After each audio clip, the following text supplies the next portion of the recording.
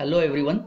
In this video we are going to see the next part of 8259, that is programmable interrupt controller. We are going to see the interfacing and handling multiple interrupts using 8085 microprocessor. So let us start this video. First of all, we will see about 8259 IC. So here the 8259 is used to expand the interrupts of 8085. As we know that the 8085 processor has 5 hardware interrupts. Those are trap, RST 7.5, 6.5, 5.5 and INTR. So here we are going to interface 8259 to generate the interrupt to 8085 on INTR line. One 8259 can accept 8 interrupt requests and allow one by one to process INTR pin. Then it can be used in cascade mode using cache 2 to cache 0 lines to expand the interrupts up to 64. So here 3-bit makes 8 combinations, so 2 raised to 3 is equal to 8. So one 8259 has 8 interrupt pins, so 8 interrupt pins multiplied by 8 ICs is equal to 64 IO lines, which can be used for interrupt. Next thing is features of 8259. So it is programmed to work with 8085 and 8086 as well. Then it manages 8 interrupts according to the instructions written into its control register.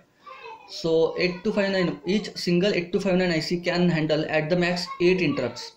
The priorities of interrupts are programmable. So here we are, as we have seen in the previous video, that 8259 has interrupt mask register, interrupt service register, interrupt priority register and interrupt request register. So out of those 4 registers, interrupt priority registers is used to decide the priorities. Okay, then 8259 can be programmed to accept either level triggered or edge triggered. So here all the interrupt pins can be configured as level triggered or edge triggered. We cannot mix, okay, that is level triggered and edge triggered interrupts. We have to configure either all level triggered or all edge triggered. Then the interrupts can be masked or unmasked individually. So here we can enable or disable the individual interrupts. Okay, masking means disable and unmasking means enable. Then the 8259s can be cascaded to accept a maximum of 64 interrupts. So we have seen it is possible using cascade lines. Next thing is interfacing 8259 with 8085 microprocessor. So this is the interfacing diagram of 8259 with 8085 microprocessor. So here we can interface it using IO mapped IO mode. So here this interfacing diagram is done using IO mapped IO mode, because here we are using A4, A5, A6 lines to select this 8259 chip. Okay, so here we are using Y0 line to select this 8259. That means whenever 000 bit pattern arrives on CBA lines of decoder, that time the Y0 line will go low and all other lines will become high. Then this A7 line is given to G2A bar and G2B bar, these two lines. Okay, so here G2A bar and G2B bar lines are active low lines. So A7 line should also be made low to enable the decoder, and G1 line is active high line. So this must be 1 to enable this decoder. So here IO/M bar pin is directly connected to G1. That means it is IO mapped IO. Okay.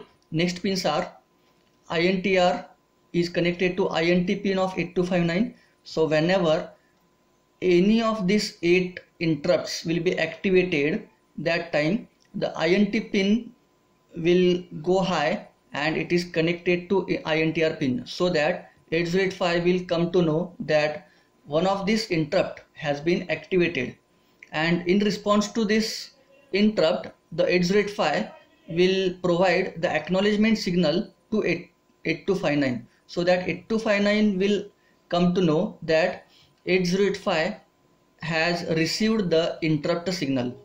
Okay, then RD bar and WR bar, so these are the write bar and read bar signals. So read bar signal is directly connected to read bar of 8259 and WR bar is connected to WR bar of 8259. Okay, so this is the simple interfacing diagram. Then the next part is the data bus of 8259 is directly connected to data bus of 8085 processor. Okay, then A0 line is directly connected to A0 line of latch IC. Okay, so here we can have A0 and we can have either 0 and or 1 bit combination, so that you can combine this RD bar, write bar and A0 to select the particular operation. Okay, now let us see the next one. So here we will see again the interfacing part. Though we are continuing the interfacing part, it requires two internal address and they are A is equal to 0 or A is equal to 1.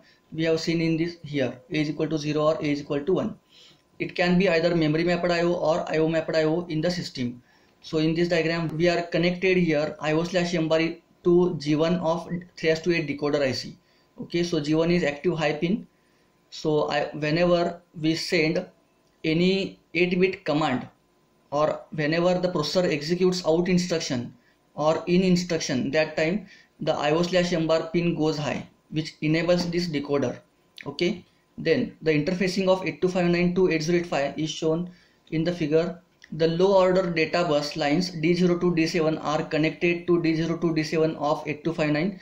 The address line A0 of the 8085 processor is connected to A0 of 8259 to provide the internal address. Okay, next points are the 8259 require one chip select signal. Using 3/8 decoder generates the chip select signal for 8259, and we have generated this chip select bar signal using A4, A5 and A6 lines of 8085 processor. The address lines A4, A5, A6 are used as input to decoder. The control signal IO/M bar is used as logic high, which enables decoder, and address line A7 is used as logic low to enable the decoder. Then the IO addresses of 8259 are shown in the table. So here whenever we configure 4-bit mode, then here 3 bits are separately configured and lower 5 bits are separately configured.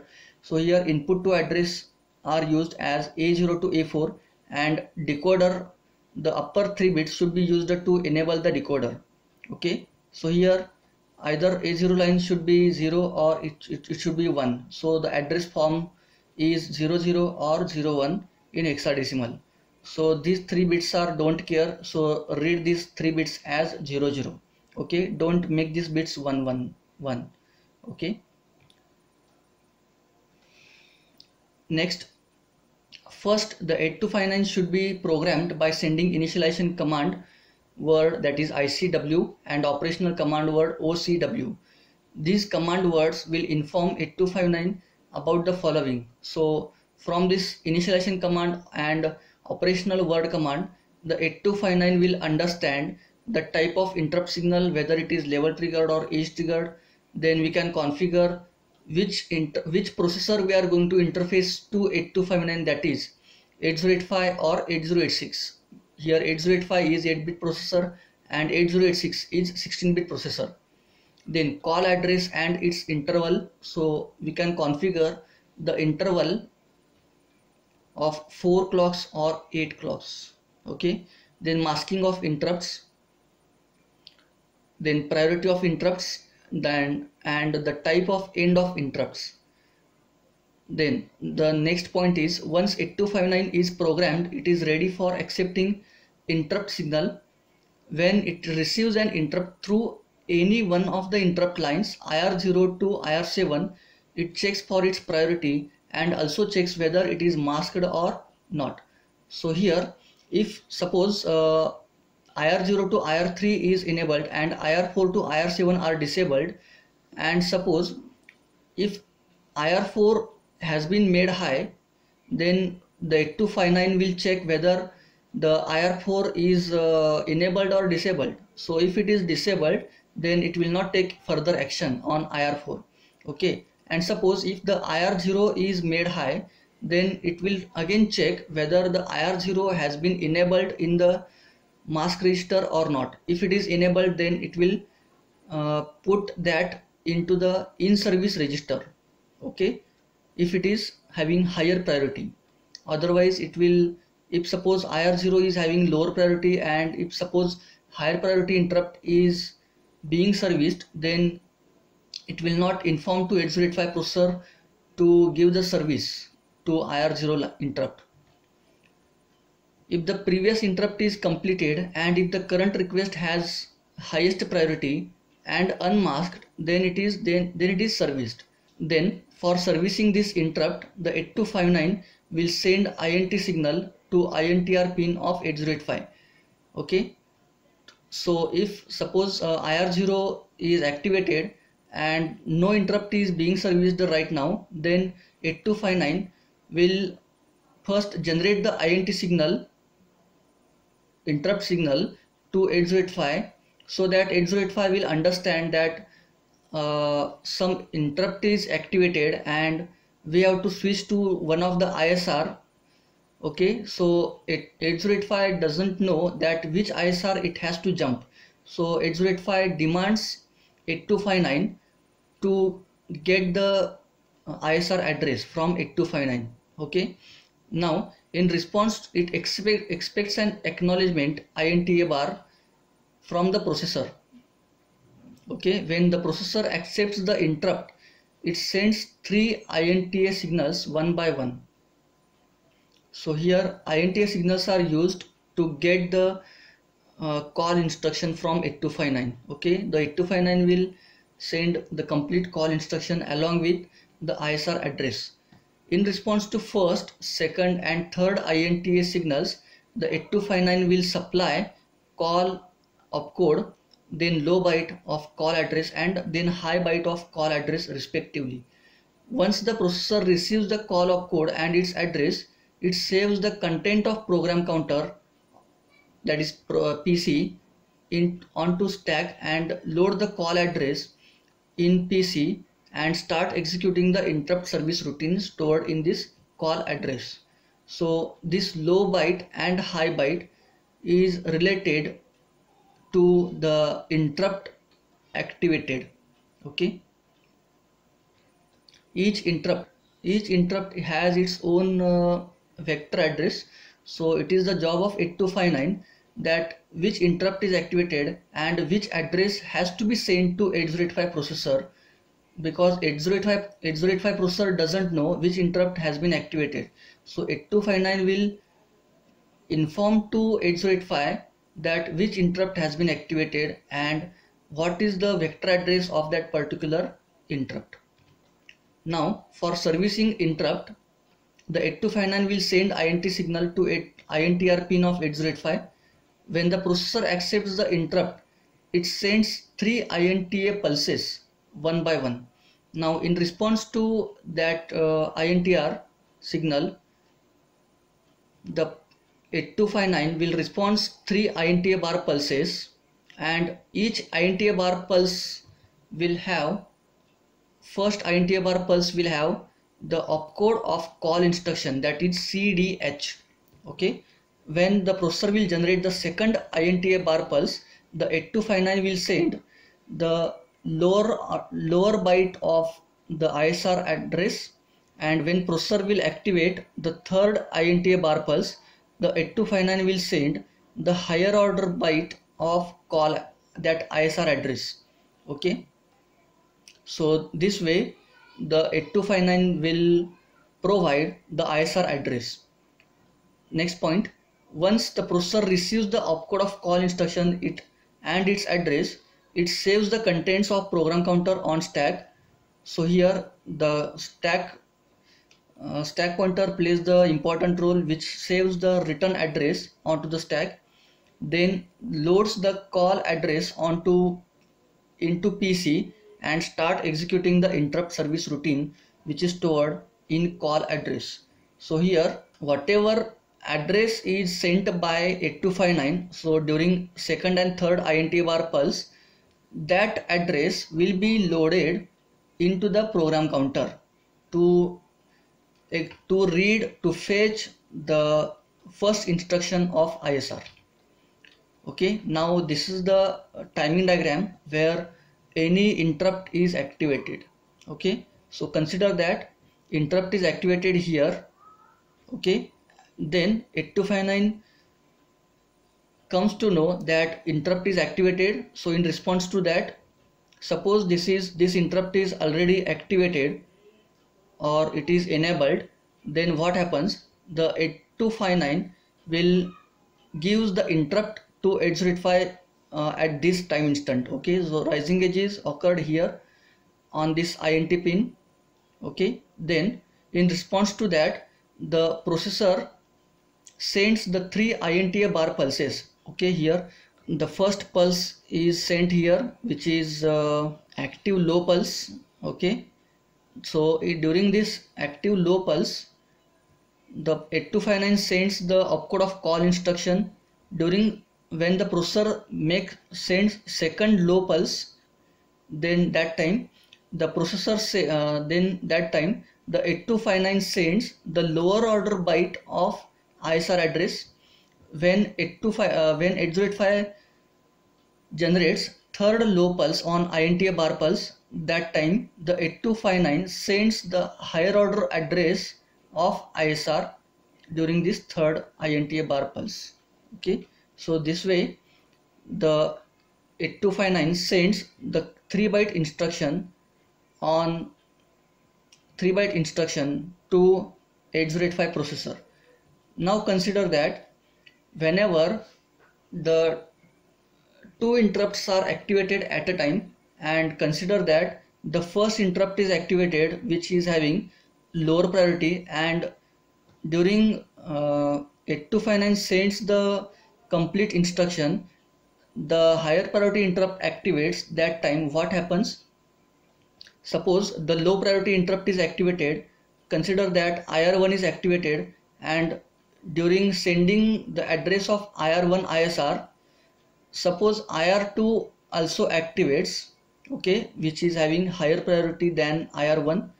So consider that IR1 is activated whose ISR address is 0008, and when IR2 the ISR address of IR2 is 0010, let us consider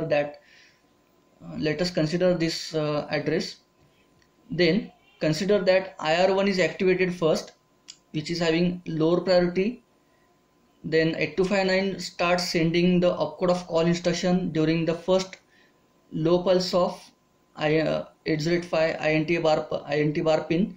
When 8085 sends second low pulse, and consider that the INT is made low by 8259, indicating high priority interrupt is activated, sending next byte will be cancelled because IR2 is having higher priority than IR1. So here the 8085 processor will understands that some higher priority interrupt is also activated. So that's why 8259 has made the INTA line low. So 8085 processor will become ready once again to get that instruction once again. Now here 8259 will make INT pin again high, and 8085 processor will generate 3 low pulses to read the ISR address of high priority interrupt. So here 8259 sends the call instruction to call the high priority interrupt ISR.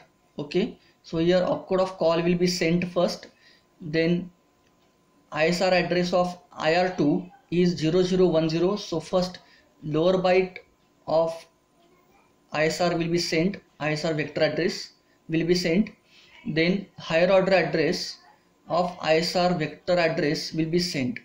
So this way the low priority interrupt and high priority interrupts will be handled. Okay, now whenever the high priority interrupt will be serviced, and once the 8259 understands that high priority interrupt has been serviced, that time the 8259 will check the low priority interrupt is waiting, and once again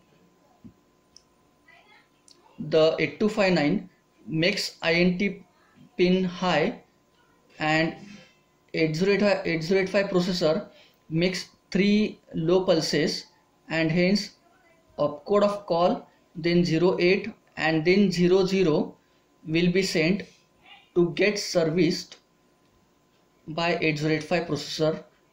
Okay, so this is how the multiple interrupts of different priorities will be handled.